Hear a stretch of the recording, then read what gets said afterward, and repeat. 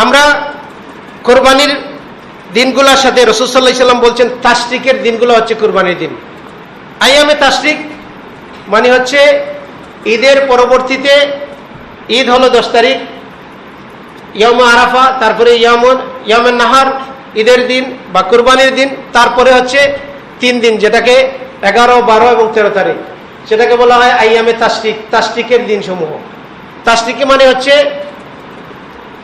তাশরিক অর্থ হচ্ছে যে গোশত শুকানোর দিন। এখনকার মতো তো আগে ফ্রিজ ছিল না, এই আমাদের দাদা দাদির যুগেও ফ্রিজ ছিল না, তখন কি হইতো, কোরবানির মাংসগুলো শুকিয়ে রাখতো, শুটকি দিয়ে রাখতো।